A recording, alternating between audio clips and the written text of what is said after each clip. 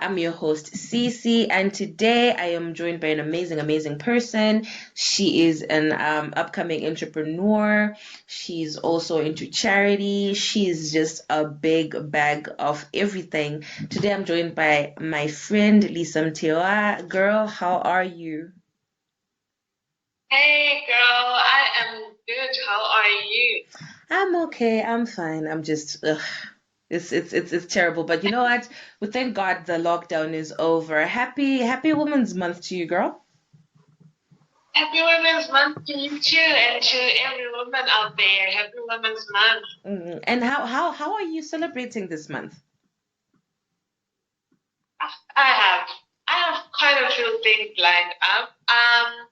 The one I'm most excited about is this campaign that I'm going to have with Fab Women. That is called the hashtag I am her Day, where we'll be doing affirmation really with all the ladies that want to join. We'll be cutting across all socials, and this hashtag I am her campaign will be to just help women feel confident in who they are and their own skin and how they look and all of that. So it's a matter of just getting ladies to just affirm it. You just say, I am beautiful, I am amazing, I am strong, I am all of that.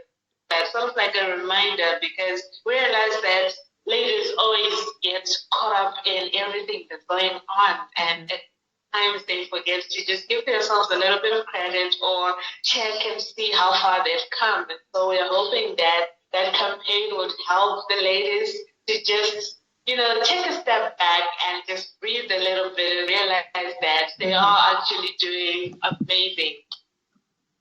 So yeah, and then also I want to work on sexual reproductive health, bring awareness to the apostolic faith mission community, so that no, not apostolic faith mission community, apostolic faith community. Yeah. So that they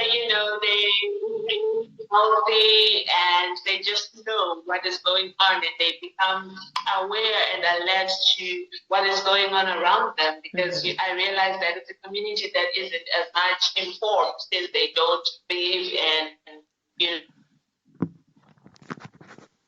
and all of that. So we're sort of like going to create a bridge between them and the doctors, and just bring the awareness to them without bringing the medication, stuff like that. Wow, that is quite amazing. That is some good work right there. It sounds as if your Women's Month is like super packed and packed to the T. And I wish you success in every campaign that you are going to tackle this month, yeah?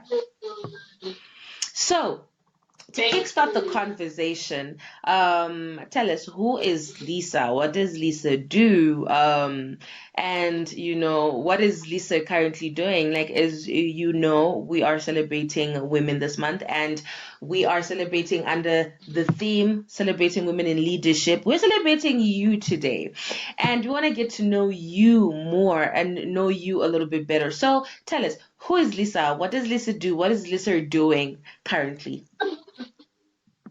Oh my God, this is the question that I was hoping that you would ask. It's a bit complicated to answer, but okay. So Lisa is a data developer.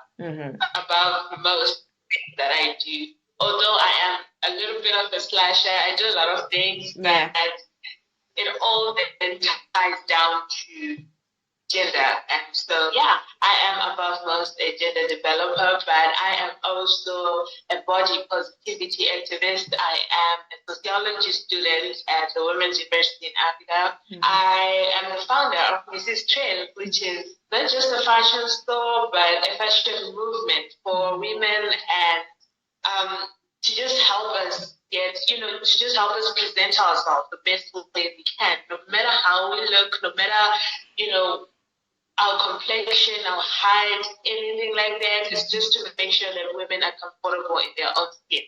That is what this trend is all about. And we do that mostly through fashion, but it's not just through fashion as the clothes that you wear, but it's also in your hair, your makeup, your mental health, your emotional health, emotional intelligence, and all of that. So it's a fashion movement, I'd say. That is amazing. That is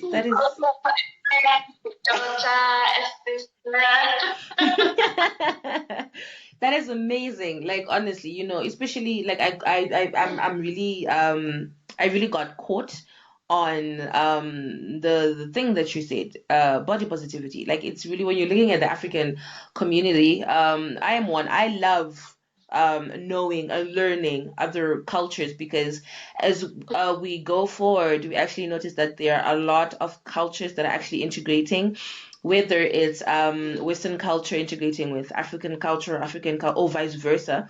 Uh, I was actually shocked when I saw this picture of Viola Davis wearing an African attire dress. I'm like, yes, girl, come back home. This is where it is.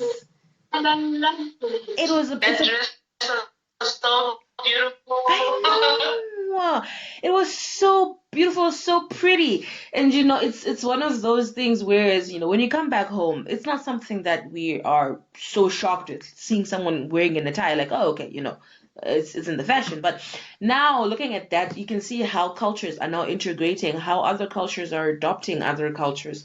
And speaking on that point, you can see that, you know, in the Western culture, um, they do go through this whole body positivity backlash, you know, slurs and all these nasty words that are used on people, either if you're too skinny or if you're fat. You know, you get attacked in different ways, and it's really something, coming from a leadership point of view, taking that role and going like, you know what, I'm not gonna call out my sister because she's fat or she's skinny, or you know she has got her own different body shape, but I'm actually going to embrace it, and I'm actually going to go like, you know what, you want to dress a certain way, come to me and I might help you do it. So it's really a quite a powerful tool. But then my question is, how did you get there? What motivated you and what got you to go like, okay, you know, I'm going to represent women.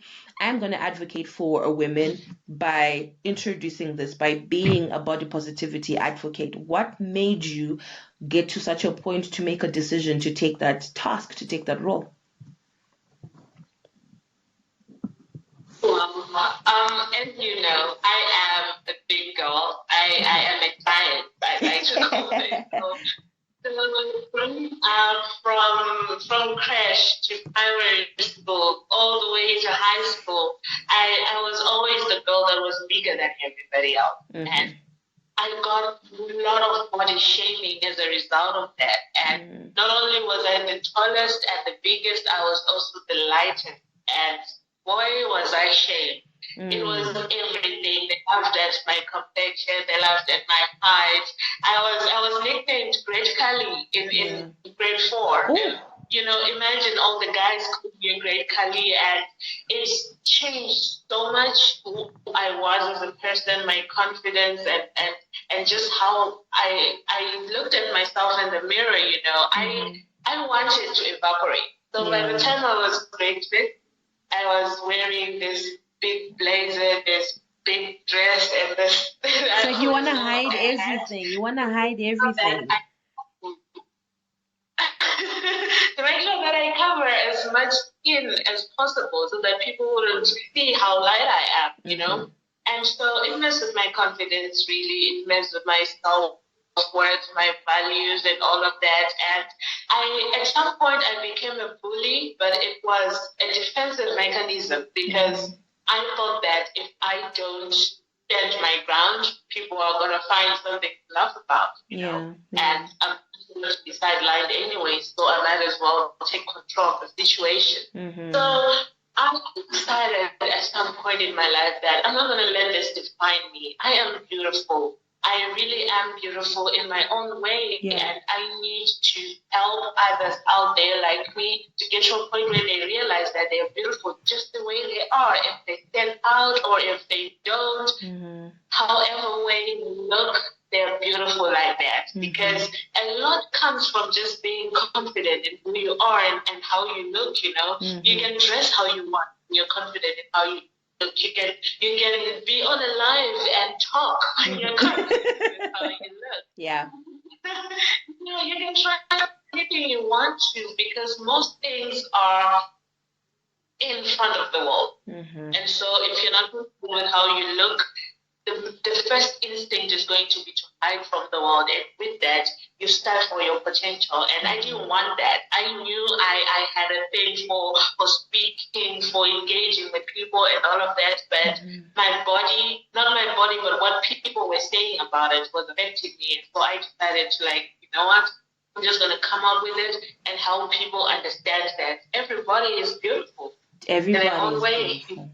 Yeah. So that's how it started. Wow, that's actually quite amazing, and looking at where it came from, the coping mechanism, the defensive mechanism that you ended up, coming up with so that you could survive through the body shaming and the harsh and horrible words coming through.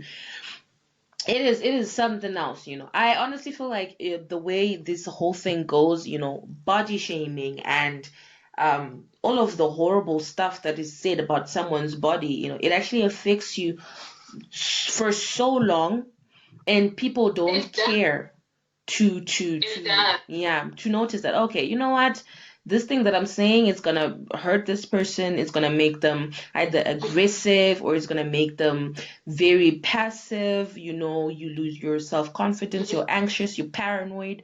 If you get to a point where if someone actually tells you you're beautiful, you can't believe them, because they're like, no, I'm so used to being told that I'm this and I'm that. And getting to a point where you actually move on from that and become something a whole different, especially when you're looking at the circumstances, you would expect someone to go like, okay, you know what, if you had that coping mechanism, whereas you became a bully, probably you're going to be a bully all the way through, and probably you're going to try to inflict what you got on somebody else. But now when you're looking at this, especially when you're with your story, when you're looking at it, it actually gave birth to a whole new different person, a whole new caring person, a whole new advocate. And I adore you for that, man. That is a whole different level of maturity and personal reflection right there. It's a whole new dab town. It's right. I owe it most to my mom. She always told me I'm beautiful, and I never heard it because I didn't allow myself to see it. Because for some reason,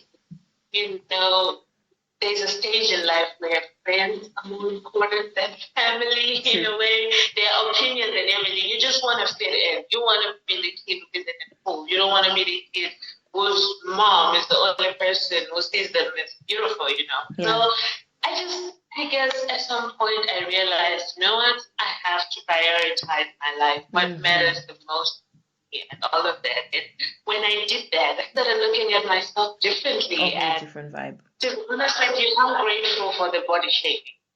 That it is changed amazing. me where I am. It really did. That is another level of self-love right there. Like I'm a preacher. I am an active preacher of self-love.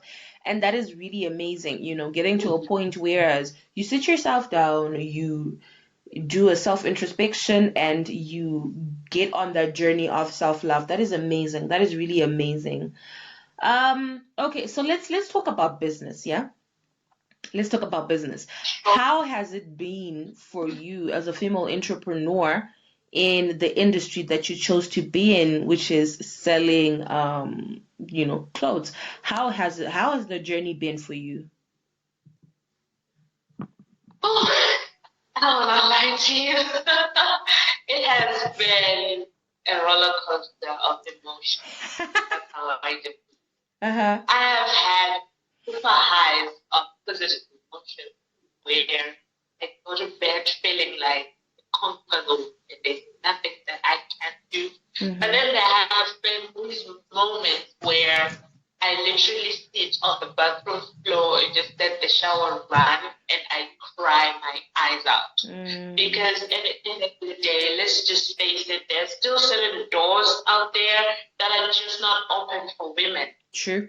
And especially when you are young and you don't have anything to show as experience, the door is automatically shut in your face. Yeah. And even though you feel it in you that I deserve to be on the other side of that door, it's not going to be open for you. So it's a struggle every single day to get to what you want. So I feel like, for some people, if it takes you 1 minute to get there, when you're a young woman who's just trying to get her business off the ground, it takes you like 10 minutes. Yeah. Because you have so many things that you have to go through and so many things that you have to fight. So many obstacles. It feels like every single day. Yeah. And it hurts because there are times when you really know that, okay, for example, you want to release a certain collection in a certain season. You know for a fact that this is bomb. This is going to change things, and it's going to attract people. But then the minute that people hear that there's a woman's name behind it, they don't take that business seriously. They start looking at it as a hobby. And I'm thinking, hey, women want money too. It's like, this is my career. What are you doing? Career, we are serious. It's not a hobby. In as much as it's me pursuing my passion, I do love passion, but I also want to make money from it. I also want to profit from it, So it's just as much a business as it is a guy doing it, So yeah, I've had good highs, I've had bad lows, but I've just learned to embrace it all. I guess it's a part of it. And it's a part of the growth. Yeah, it's part of growth as being an entrepreneur. I remember, getting into a space, whereas you've got a guy who has a similar concept with yours, but even no matter how good you present it, especially if the funder is a man, it's much more easier for them to relate to each other as men than it is to relate to you as a woman, And I still remember quite clearly the guy who was the investor.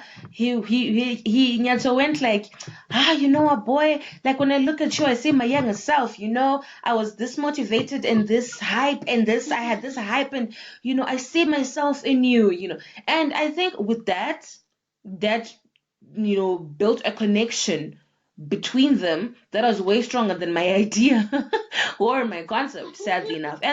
He walked away with the investor, and I just sat there and I was like, this guy didn't have as much content as I did, or a better blueprint, but because this guy found himself in this little boy, in this young man, found himself in this young man, he automatically, chose him over me, which then leads me to my other question. Like, as a woman who's an entrepreneur, I believe you've noticed that, most of these people, even if it's mentors or investors, they are men.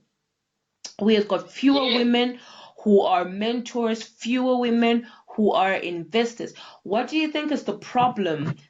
What do you think makes that happen? Like, there are less female to female mentorship than it is male to male mentorship. If it's going to be mentorship, it's either a guy and a girl or a girl and a guy, mentoring, or vice versa. Why do you think that there are no female mentors, or there are a few female mentors out there who are actually mentoring other women in specific areas? All right, I think it's two things. The first thing is mainly that there are very few women that are in a position to mentor someone, because that's really there, right? Look at the statistics right now. If a man and a woman are qualified for the same job and are even given the same position, right? At the end of the day, man is still earning 22% more than the woman. And the world hasn't changed that. We live in a patriarchal world, and women are still fighting. So for a woman to say, I am now at a point where I can mentor someone, it's a very long process compared Yeah. to a man. A man can do a business today and be in a position to mentor someone in 5 years. But for a woman, it's a whole different story. And then the other thing we notice is that women are just naturally competitive.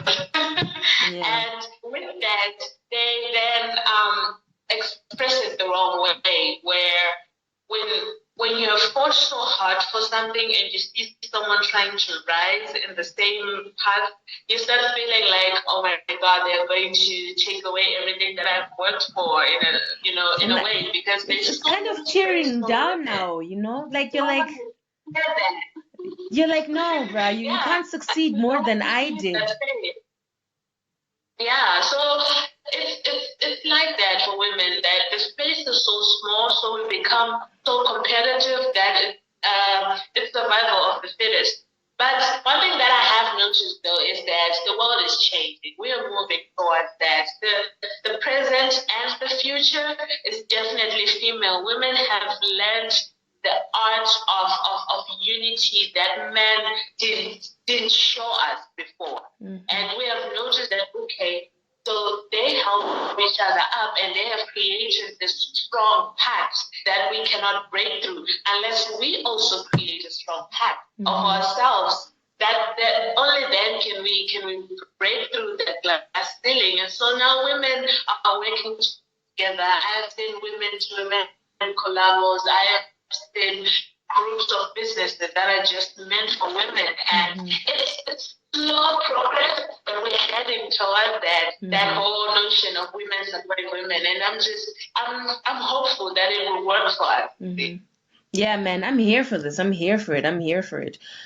Because I feel like at the end of it, like when you're looking at Zimbabwe, if I'm not mistaken, if the statistics are still there or right, 52% of the population are women, But then we find that most of these positions of power or positions of influences these spaces are occupied by males, by men, they are dominated by men. And sadly enough, when you look at it, it looks like the men were voted in by women. And, I'm not looking at this from a point of view, whereas you're looking at gender more than competence. But we've had women, like, for instance, I'm going to use politics on this one. We've had women who are quite competent when it comes to political situations and spheres. But then you end up noticing that they have not been voted for and they've been sidelined, because most women will just come and go like, if we vote for you to get into power, probably going to be bossy, or you're gonna be, bougie, or you're gonna give birth in like 3-4 years and you're gonna leave that position and you're gonna leave it stranded so that you can take care of your family. And I feel like this is a disadvantage, and mostly coming from a very cultural point of view, whereas as Africans, as Shannons, we have viewed men as the dominant gender, which means all powers and all spaces and spheres of seniority. Sadly enough, mentally we have been, twitched to think that such powers and such offices of seniority are supposed to be occupied by men. So it's really something that is quite difficult, and I really think that that's something that we should work on as women as well, because we do have men on our side, but then they're going like, how do you expect us to support you when you can't support each other? So it becomes an issue now, whereas you're like, left or right or just center, where are we supposed to do? When are we going to achieve gender equality when we are busy tearing each other down? It's terrible. It is terrible. So terrible. So when you're looking at that situation, whereas we're looking at a patriarchal society and we're going like, I am failing to penetrate these circles, because the moment I get there, they look at me. For instance, you're into clothing, right? And I'm guessing there's also designing there, and you've got this good portfolio, and another guy comes in with the same portfolio, and sadly enough the person who wants to invest is a guy.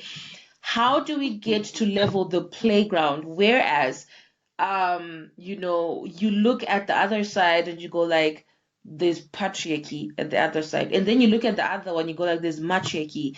or there's women tearing down women. We do not support women. There's no that women for women situation. How do we level such a playground? As much as it's already difficult, what can we do to level that playground? We have to negotiate space. One thing that I've noticed about women is that because we are alert of the disparities in gender that are there, we have become aggressive as far as demanding what we deserve.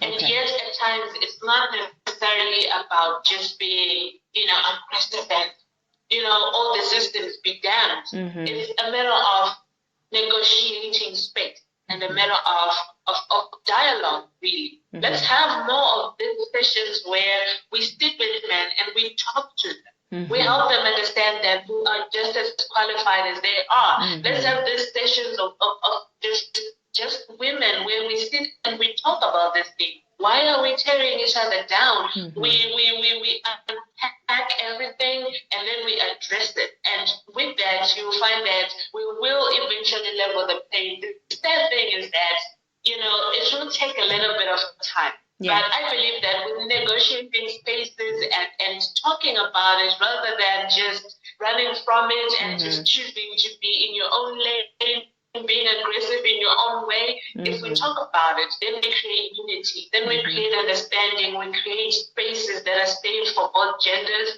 and then we can now move towards, leveling the playing field. But I believe also that at the end of the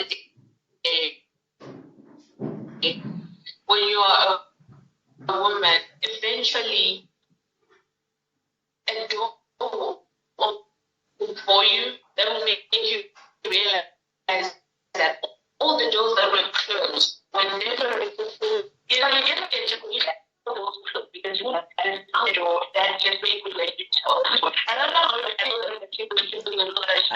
don't know. Lisa, sorry, I think I lost you a little bit. Come again. You lost me at which part? Oh my gosh. I lost you when I think the last sentence you said was leveling the playfield. Okay, so I say, so at the end of the day, I came to a realization that as women, you will become grateful for the doors that went open for you. Because I don't know what it is. Maybe it's the fight that you keep putting in when doors are shut in your face, that when one door eventually opens, you blossom. But I have noticed that most women have this one, common phrase in their speech where they somehow thank all those people that did them wrong, that shut the door in their faces because they wouldn't have been that thing was in them. So I've just come to a point of faith that, every door that is shut in my face is teaching me something and is making me a better Lisa for the door that is eventually going to open. So I guess it's just a matter of just being patient for that ultimate door and making sure you're ready for the opportunity when it eventually opens. Yeah. Wow. Yeah. That is amazing. I really hope one girl or the girls that are going to be listening to this conversation take these things that you're saying to heart, because I really do feel like when we get to that point, it's a point in time, whereas right now we actually need both the men and the women to be on board, because things are changing. When we're looking back in the day, 50, 60 years ago, a woman working, it's either it's a hobby or you're a housewife. The only work you're supposed to do is to be raising the kids, and 24/6 the father will not be available or there to even notice the child's growth. So it's really something to ponder on and also think on as well. We definitely, for that gender equality, we definitely need both the men and the women to come on board and support our young entrepreneurs, our young leaders who are dominating these spaces every day. Because I really do feel like most of these situations, especially when I'm looking from a social entrepreneur's point of view, it is so hard for women to help each other in the social realm than it is for men to support each other, you know. So it's one of those things, whereas it's really something that we need to keep on talking about, keep on advocating for, you know, get as many women as possible on board, so that when these guys, when we now ask for their help, when we now ask for them to come through and pitch in, they're already seeing us unified and making it happen. You know, it's not supposed to be something that we solely depend on. It's supposed to be something that we go like, you know what, I might actually just need the extra push. So please come through and push me forward so that we can all excel as we are walking towards gender equality, as we are walking towards the whole 50-50 situation. All right, Lisa, any last words that you would like to share with us and to share with anybody else who's going to see this? Well, positivity and everything gender different. So I'll say something along those lines. Okay. If you're a if you're a woman out there and you're going to see this, just know that you are beautiful, you are enough, and whoever does not see that is not meant to be in your path. And whoever does, well, is meant to be in your path. Do not stop doing what you want to do because you're a woman, or because you look a certain way, or because you've been told you look a certain way. When you look in the mirror, what you see a beautiful girl, that is who you are. Amazing. Thank you so much, Lisa, for joining me today. Guys, don't forget to follow us on don't forget to follow us on Facebook, Back to Basics, Instagram, Back to Basics. Go on ahead and subscribe to our YouTube channel, Back to Basics, and as well as on Anchor. Our podcast is on Anchor FM, Google Podcasts, Breaker FM, Radio Break, Podcast, Pocket Casts. We are everywhere, ladies and gentlemen. We are everywhere. So don't forget to go and like, and follow us. Again, thank you so much, Lisa, for joining me today. It has been such a saturating conversation. Thank you so much for coming through. Thank you for having me. I'm really humbled for the opportunity you gave me. Oh man, and I'm humbled by everything that you shared, man. I'm one person who believes that there is nothing as solid and as yielding as a proper conversation with the right people. It always gives you a different perspective, doesn't it? It does. It is so interesting. I wish we had more of this, just dialogues that open your mind like that. Oh, definitely. More will come. I will be on your door knocking again for one of these one of these conversations, one of these heavy, saturating conversations. I'm definitely gonna be knocking on your door. Thank you. All right, Lisa, thank you so much for coming through. Have a good night, hey? You too, dream big. As always, girl.